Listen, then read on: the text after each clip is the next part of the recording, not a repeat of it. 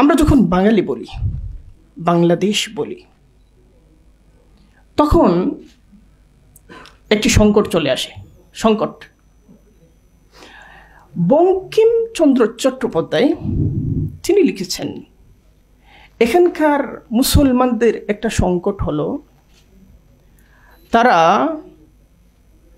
আত্মপরিচয়ের দ্বন্দ্বে ভোগে সব সময়, যে সে মুসলমান হবে না সে বাঙালি হবে, সে মুসলমান হবে না সে বাঙালি হবে, এটা নিয়ে সে সিদ্ধান্তহীনতায় ভোগে। এর অর্থ হলো সে মুসলমান হওয়ার চেষ্টা করলে বাঙালি থাকতে পারে না, আর বাঙালি হওয়ার চেষ্টা করলে মুসলমান থাকতে পারে না।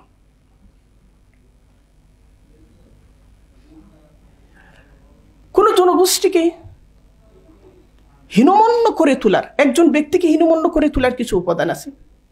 একটি জনগোষ্ঠীকে হীনমন্য করে তোলার পেছনের সবচেয়ে শক্তিমান উপাদান হলো তারা যে ভূমিতে বসবাস করে সেই ভূমির উপর তাদের অধিকারকে অস্বীকার করা। আপনার যে জমিতে আছেন, বাসা নিয়ে আছেন, আপনার বাবা সেখানে থাকতেন, দাদা সেখানে থাকতেন, হঠাৎ করে কেউ এসে বলল এই জমির মালিকানা তো আপনাদের নয়, আপনাদের দলিল দস্তাবেজ এগুলো কোনোটাই ঠিক নয়, আমার কাছে কাগজ আছে, আপনি এখানে বসবাস করছেন ঠিক, কিন্তু মালিকানা আপনার নয়। আপনি পরের দিন থেকে এখানে বসবাস নিয়ে শঙ্কিত। এরপরে আপনি যখন কোথাও বলছেন তখনও আপনার শব্দের মধ্যে শক্তি খুঁজে পাচ্ছেন না। এই ভূমিতে এদেশের মুসলিম জনগোষ্ঠীর বসবাস করার দলিল পত্র, এখানকার ভাষা এবং সংস্কৃতি নিয়ে বসবাস করার প্রমাণপত্র, সেটা লিখিত আছে ইতিহাসে। একজন ব্যক্তি একটা পরিবার জমিতে বসবাস করার জন্য দলিল, পর্চা, নামজারি ইত্যাদি অনেক কিছু থাকে। একটা জাতির বসবাস করার সঠিকতার মানদণ্ড এবং সঠিকতার দলিল দস্তাবেজ হচ্ছে ইতিহাস। আমাদের ইতিহাসে আমাদেরকে কিভাবে দেখানো হয়েছে, ভারতের ইতিহাসে মুসলমানদেরকে কিভাবে দেখানো হয়েছে, এখন পর্যন্ত এদেশে মুসলমানরা যখন আসলেন এদেশে বিজয়ী হয়ে, সেটাকে আক্রমণকারী হিসেবে ইতিহাসে প্রতিপন্ন করা হচ্ছে। মানে মুসলমানরা হচ্ছে বহিরাগত।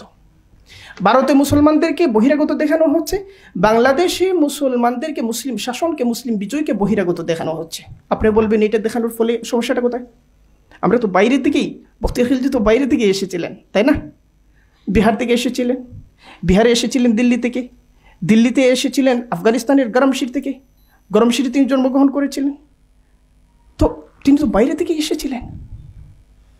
তাহলে সেটা তো ঠিকই বলা হচ্ছে। যখন বলা হচ্ছে যে বাইরে থেকে এসে বহিরাগত মুসলমানরা এদেশে দখল জারি করলো, এই বলার মধ্য দিয়ে আরেকটা কথা বলা হচ্ছে, সেই কথাটা পাঠ করতে হবে। কথিত বক্তব্যের মধ্যে যে অকথিত বক্তব্য আছে সেটা পাঠ করতে হবে। সেটা কি? আমরা জানি ভারতের পরাধীনতার ইতিহাস। ভারতের পরাধীনতার ইতিহাস শুরু হলো 1757 সাল থেকে, তাই না? ভারতের পরাধীনতার ইতিহাস শুরু হলো পলাশী বিপর্যয়ের মধ্য দিয়ে 1757 সাল থেকে। ভারত স্বাধীনতা অর্জন করলো, পাকিস্তান স্বাধীনতা অর্জন করলো, বাংলাদেশ স্বাধীনতা অর্জন করলো ব্রিটিশদের হাত থেকে 1947 সালে, তাই না? তাই তো ঘটনা, তাই তো ইতিহাস, তাই তো পাঠ্যপুস্তক, তাই তো সবাই বলি। কিন্তু ওই যে মুসলিমদেরকে বহিরাগত প্রতিপন্ন করার ঐতিহাসিক কর্মযজ্ঞটা আগে সম্পন্ন হয়ে গেছিল, যার ফলে ভারতে সাবরকারের অনুসারে বজরং দল, বিশ্ব হিন্দু পরিষদ, হিন্দু সভা, বিজেপি, আরএসএস ইত্যাদি শক্তি তারা ভারতের নতুন একটা ইতিহাস সাজালো। সারা ভারতের মানুষের কাছে ভারতের পরাধীনতার ইতিহাস হচ্ছে 250 বছরের ইতিহাস, আর বিজেপি সংঘ পরিবারের কাছে ভারতের পরাধীনতার ইতিহাস হলো 1500 বছরের ইতিহাস। 1500 বছরের ইতিহাস। এর মানে হলো এই 1500 বছরের ইতিহাসের মধ্যে পুরো মুসলিম শাসন আমলটা ঢুকে পড়ছে। এবং আপনারা অবাক হবেন যে ইতিহাস এতদিন শোনানো হচ্ছিল সব কিছুকে অস্বীকার করে, এমনকি নরেন্দ্র মোদী ভারতের পার্লামেন্টে দাঁড়িয়ে বললেন যে 1500 বছরের পরাধীনতা থেকে ভারত স্বাধীন হয়েছে। এর অর্থ হলো ইস্ট ইন্ডিয়া কোম্পানিকে আমরা ষড়যন্ত্রকারী বলি, জাতির প্রতি হুমকি বলি, দখলদার বলি, এবং শোষণকারী লুণ্ঠনকারী হিসেবে বলি এবং আমাদের জাতিসত্তার দুশ্মন হিসেবে বলি, প্রত্যেক জাতি তার স্বাধীনতার আবেগের সাথে যারা দুশ্মনী করেছিল তাদেরকে জাতিগত শত্রু হিসেবে দেখে সেই জাতিগত শত্রু হিসেবে প্রতিপন্ন করার এতদিন ধারাবাহিকতা ছিল যে প্রতিপন্ন করা হতো ব্রিটিশদেরকে। এখন ব্রিটিশদের স্তরে নিয়ে যাওয়া হলো পুরো মুসলিমদেরকে। ব্রিটিশরা এসেছিল সেই ব্রিটেন থেকে এসে আমাদের দেশ দখল করেছিল, শাসন করেছিল, শোষণ করেছিল, লুণ্ঠন করেছিল। আর মধ্য এশিয়া থেকে মুসলিমরা, তুর্কি থেকে মুসলিমরা এসেও আমাদেরকে শোষণ করেছিল, লুণ্ঠন করেছিল। উভয়ই আমাদের জাতিগত দুশ্মন।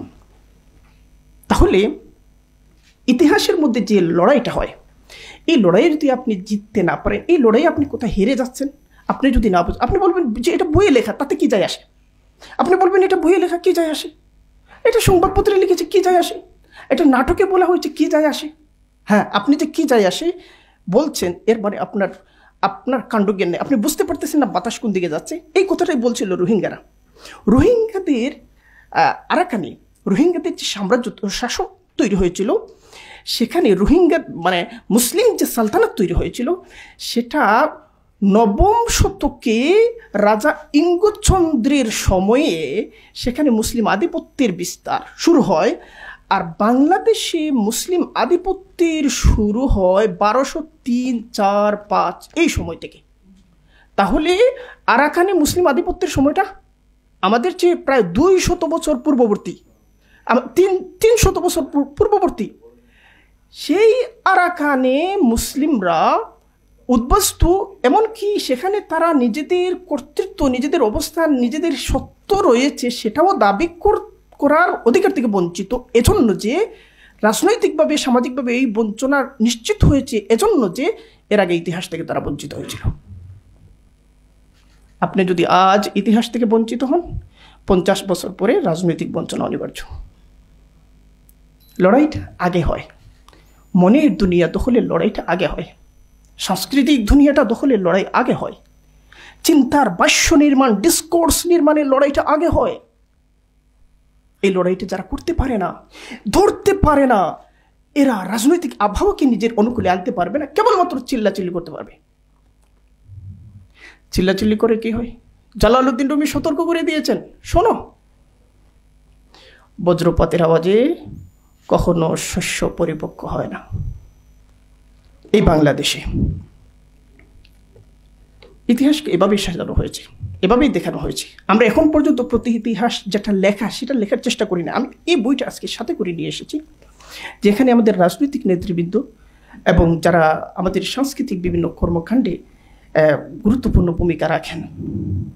এই যে ইতিহাস, প্রায় 2000 বছরের ইতিহাস, এর ধারায় মুসলিমদেরকে আক্রমণকারী, বহিরাগত প্রতিপন্ন করার যে খেলটা হয়েছে, যে ডিসকোর্সটা তৈরি করা হয়েছে, যে ন্যারেটিভটা তৈরি করা হয়েছে, এই ন্যারেটিভটাকে চ্যালেঞ্জ করে আমরা বিকল্প ডিসকোর্স সেখানে উপস্থাপন করেছি, ঘোষণা করেছি।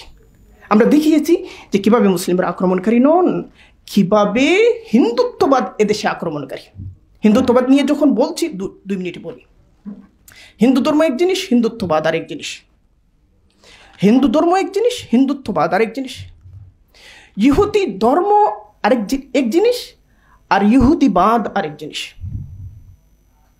হিন্দু ধর্ম মূলত মৌলিকভাবে ধর্মতাত্ত্বিক, আর হিন্দুত্ববাদ মৌলিকভাবে সাংস্কৃতিক, রাজনৈতিক এবং ঐতিহাসিক। হিন্দু ধর্মের উৎপত্তি হয়েছে হিন্দুদের ধর্মীয় গ্রন্থ থেকে, বেদ থেকে, মনুসংহিতা থেকে, উপনিষদ থেকে, মহাভারত থেকে, রামায়ণ থেকে, সেই সব ধর্মগ্রন্থ থেকে হিন্দু ধর্ম জন্মগ্রহণ করেছে। আর হিন্দুত্ববাদ জন্মগ্রহণ করেছে হিন্দু জনগোষ্ঠীর 3000-4000 বছরের ধারাবাহিক ইতিহাসের রাজনৈতিক লড়াই, পট পরিবর্তন, সাংস্কৃতিক আত্মপরিচয় ইত্যাদির ভেতর থেকে। এ কারণে আপনি দেখবেন হিন্দুদের ধর্মগ্রন্থের মধ্যে গরুর মাংস খাওয়া নিষিদ্ধ এটা পাবেন না, কিন্তু হিন্দুত্ববাদের অনুশীলনে এবং চর্চার মধ্যে গরুর মাংস খাওয়া নিষিদ্ধ এটা পাবেন। হিন্দু ধর্মের বক্তব্য এক, হিন্দুত্ব হিন্দুত্ববাদের বক্তব্য আরেক। প্রত্যেক হিন্দু মানে হিন্দুত্ববাদী তা না। হাজার হাজার হিন্দু আছে, তারা হিন্দুত্ববাদের বিপক্ষে। হিন্দুত্ববাদের স্বপ্ন হলো এই ভারত উপমহাদেশে হিন্দু ধর্ম হলো সনাতন ধর্ম, আদি ধর্ম, ভূমিপুত্রদের ধর্ম, এই মাটির ধর্ম, এই ভূমির মূল সত্য এবং সত্য হিন্দু ধর্ম লালন করে। এই কারণে তাদেরকে সনাতন ধর্ম বলা হয়, সনাতন। এবং হিন্দু ধর্ম যে জিনিসটা, হিন্দুদের ধর্মগ্রন্থের মধ্যে এই ধর্মের নাম কিন্তু হিন্দু নেই, সেখানে কি আছে? সনাতন এবং শাশ্বত। এই ধর্মের নাম সনাতন এবং শাশ্বত। তারা বলে যে এই ভূমির সকলেই হচ্ছে আক্রমণকারী, একমাত্র এই ভূমির মূল মালিকানা তাদের, যারা সনাতন ধর্মাবলম্বী। তারা কারা? আর্যরা।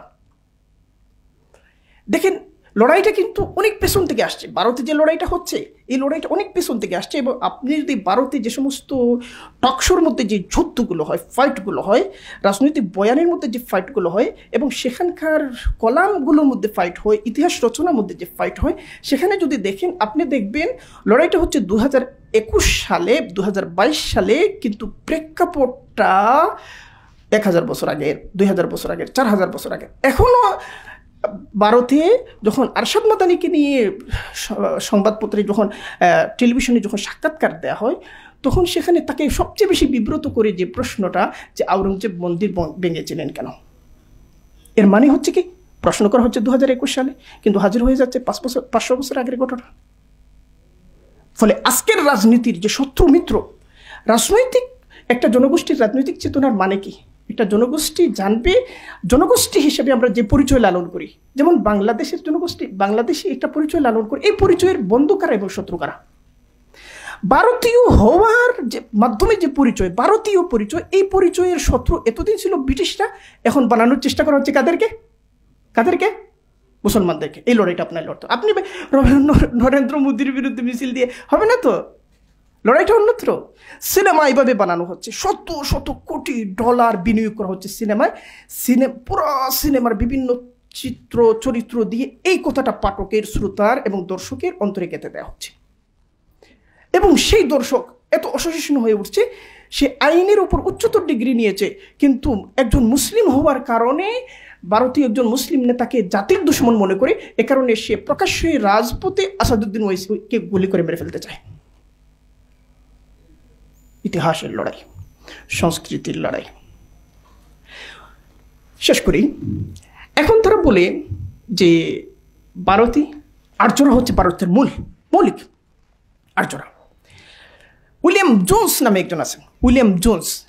তিনি এশিয়াটিক সোসাইটি যে আছে, এশিয়াটিক সোসাইটির প্রতিষ্ঠাতা উইলিয়াম জোন্স বিচারপতি হয়ে ভারত এসেছিলেন। উইলিয়াম জোন্স 1746 সালে জন্মগ্রহণ করেছিলেন। 14 বছর বয়সে আরবি ভাষা শিখলেন স্কুল জীবনে। পড়াশোনা করছেন ব্রিটেনে। 14 বছর বয়সে আরবি ভাষা শিখলেন স্কুল জীবনে। ফার্সি ভাষা শিখলেন, তারপর উর্দু ভাষা শিখলেন, তারপর তুর্কি ভাষা শিখলেন। তারপর নরওয়ের রাজা, স্কুল জীবন শেষ হয়েছে, তাকে চিঠি লিখলেন। তিনি ব্রিটেন পড়াশোনা করছেন। নরওয়ের রাজা চিঠি লিখছেন যে কুবলাই খানকে নিয়ে আমি জানতে চাই, এ কারণে আপনি আমাকে সহায়তা করেন। নরওয়ের রাজা কেন কুবলাই খানকে নিয়ে জানতে চান? কারণ তিনি মধ্য এশিয়া শাসন করতে চান। উইলিয়াম জোন্স একজন ব্রিটিশ হয়ে কেন আরবি শিখছেন, কেন ফার্সি শিখছেন, কেন উর্দু শিখছেন? কারণ তার জাতি যে সমস্ত এলাকায় উপনিবেশ গড়ে তুলেছে, সেই সমস্ত এলাকার মানুষের ভাষা, সাহিত্য, সংস্কৃতি, ইতিহাস আরবি, ফার্সি, তুর্কিতে রচিত। ফলে তাদেরকে শাসন করতে হলে তাদেরকে জানতে হবে। উইলিয়াম জোন্স বিচারপতি হয়ে ভারতে আসলেন। এসেই সবার উপস্থিতিতে একটা বক্তৃতা করলেন। সেই বক্তৃতার মধ্যে তিনি ব্রিটিশ শাসকদেরকে লক্ষ্য করে বললেন যে আপনারা দখল করেছেন শক্তি দিয়ে, কিন্তু দখলকে টিকিয়ে রাখতে হবে জ্ঞান দিয়ে। সেই জ্ঞান জারি রাখার জন্য, সেই জ্ঞান চর্চা করার জন্য আমাদেরকে সেই মানুষদেরকে জানতে হবে যে মানুষদেরকে আমরা শাসন করতে চাই। ফলে এর অর্থ হচ্ছে যাদেরকে আপনি পরাজিত করতে চান তাদেরকে আপনার জানতে হবে। আরও পেছনের দিকে যাই, আরও ধরেন 700 বছর আগে চলে যাই। আফ্রিকানাস কনস্টান্টাইন ক্রুসেডে ইউরোপীয়রা পরাজিত হয়ে গেছে একদম। তো তিনি পরাজিত ক্রুসেডারদেরকে তিনি বারবার বলতে থাকতেন যে তোমরা শত শত বছর ধরে কেবল মার খাচ্ছ, প্রতিটি ক্রুসেডে আসছো এবং মার খাচ্ছ। তোমরা এক কাজ করো, মুসলমানদেরকে জানো কোন শক্তি তাদেরকে অপরাজয় করে তুলছে আর কোন শক্তি দুর্বলতা তোমাদেরকে পরাজিত করতেছে। আফ্রিকানাস কনস্টান্টাইন মুসলিম কিতাবাদি নিয়ে ইউরোপে চলে গেলেন এবং সেখানে অলরেডি একটা মাকতাবা তৈরি করে ফেললেন, অনুবাদ সেন্টার করে ফেললেন এবং 1 ডজন গবেষক দিয়ে তিনি অনবরত আরবি কিতাবাদি অনুবাদ করতে থাকলেন, যাতে করে ক্রুসেডাররা মুসলমানদের বিরুদ্ধে বিজয়ী হতে পারে। তাহলে আপনি যদি কারো বিরুদ্ধে বিজয়ী হতে চান তাকে আপনার জানতে হবে, আপনি যদি কাউকে শাসন করতে চান তাকেও আপনার জানতে হবে। আমরা যে রাজনৈতিক শক্তির বিরুদ্ধে লড়াই করতেছি সেই শক্তির নাম হলো আমি বলি মনুবাদ। ভারত উপমহাদেশে মুসলমানদের রাজনৈতিক প্রধান প্রতিপক্ষের নাম হচ্ছে মনুবাদ, হিন্দু ধর্ম না, হিন্দুত্ববাদের বক্তব্য হলো কি এখানকার যারা আছে সবাই বহিরাগত এবং তারা আদিতে সনাতন ধর্মাবলম্বী ছিল, ফলে সে মুসলমান হয়ে থাকতে পারে, সমস্যা নাই, কিন্তু হিন্দু সংস্কৃতিকে সে গ্রহণ করতে হবে। তার নাম হয়তো আব্দুল করিম থাকবে, আব্দুর রহিম থাকবে, কিন্তু তার নামাবলী গলায় থাকবে। সে হিন্দু বীরদেরকে নিজের বীর হিসেবে জানবে, হিন্দুত্ববাদের রাজনৈতিক আকাঙ্ক্ষাকে নিজের আকাঙ্ক্ষায় পরিণত করবে। সে মুসলিম হলে তার কপালের মধ্যে একটা সিঁদুরের থাকবে এবং সে নিজেকে এখানে বহিরাগত জেনে বসবাস করবে।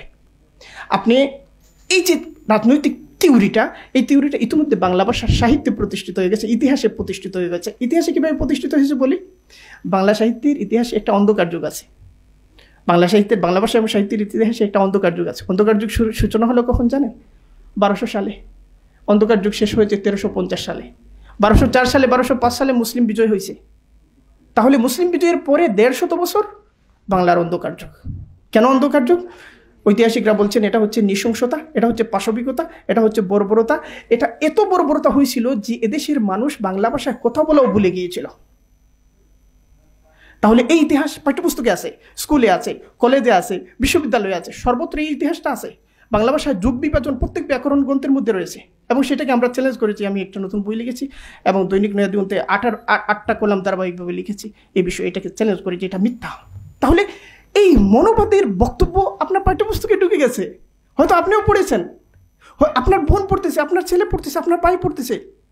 আপনি বাংলাদেশে নিজের মাথাকে উঁচিয়ে তুলতে চান আর এই যে দাপগুলো এগুলোর সাথে লড়াই করবেন না, এটা সম্ভব না। লড়াই করতে হবে, এজন্য আপনাকে জ্ঞানগতভাবে সক্ষম হতে হবে।